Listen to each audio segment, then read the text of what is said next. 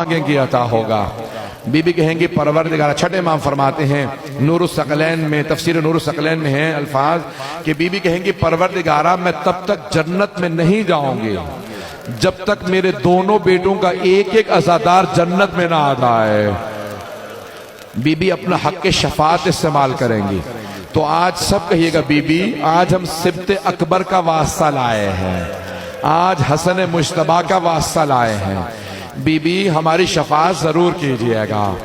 آئیں بھئی میں پیش کرنا چاہتا ہوں، ایک اور جملہ پیش کر دوں آپ کے سامنے۔ امام حسن مجتبیٰ بہت مظلوم ہیں۔ کسی نے امام حسن مجتبیٰ سے پوچھا مولا جس طرح آپ ماں کو یاد کر کے روتے ہیں ایسے تو کوئی بیٹا ماں کو یاد کر کے نہیں روتا، اب آپ جوان ہو گئے پھر بھی ماں کو یاد کر کے روتے ہیں، حتیٰ آپ کے بھائی حسین بھی اس طرح سے نہیں روتے جیسے آپ روتے ہیں، کیوں؟ امام نے فرمایا کیونکہ میں نے وہ کچھ دیکھا ہے جو اس نے نہیں دیکھا۔ بہت سخت جملہ ہے مولا کا، کہا کیونکہ میرے بھائی حسین نے وہ نہیں دیکھا جو میں نے دیکھا۔ کہا مولا آپ نے کیا ایسا دیکھا ہے؟ کہا میں نے جلتا ہوا دروازہ گرتے ہوئے دیکھا۔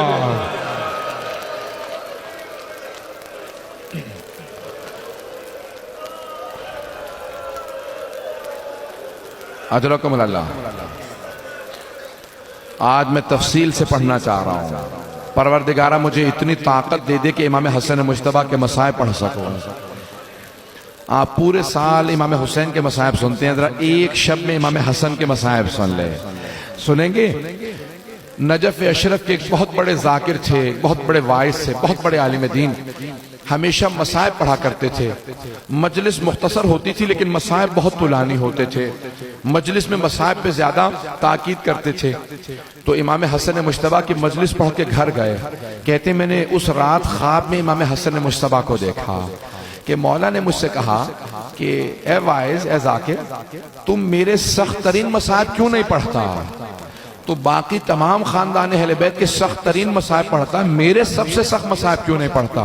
کہ مولا میں آپ کے سخت ترین مصائب پڑھتا ہوں، مولا میں آپ کے رونے والوں کو بتاتا ہوں ایک ہی تو امام ہے جس کو جب زہر دیا گیا اس کا کلیجے کے ٹکڑے باہر آ گئے۔ کلیجے کے ٹکڑے بھی کبھی باہر آ جاتے ہیں، امام کے کلیجے کے چھلنی، کلیجے کے ٹکڑے ہو گئے تھے۔ کہا نہیں، مولا نے کہا یہ میرا سب سے سخت مصائب نہیں ہے۔ سنیں گے؟ کہا یہ میرا سب سے سخت مصائب نہیں ہے۔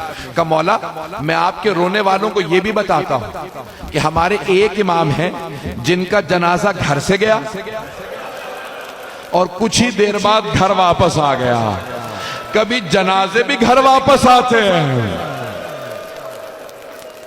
اجرکم اللہ۔ کوئی بخل نہ کرے، آج کوئی رونے میں بخل نہ کرے۔ آج جناب سیدہ سے کہے گا بی بی آپ کا کون سا ایسا بیٹا ہے جس پہ ظلم نہیں ہوا؟ اجرکم اللہ۔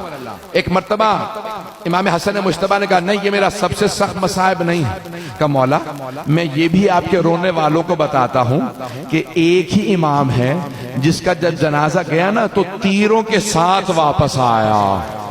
امام نے کہا نہیں یہ بھی میرا سب سے سخت مصائب نہیں۔ کہا مولا میں یہ بھی بتاتا ہوں کہ جب کسی کو لوگ باہر اذیت دینا تو وہ گھر میں آتا ہے، گھر میں سکون ملتا ہے، لیکن ہمارے ایک امام ایسے ہیں جن کے گھر میں جودہ بنت اشس جیسی بیوی تھی جو زہر دینے والی تھی، جس نے مولا کو 7 دفعہ زہر دیا۔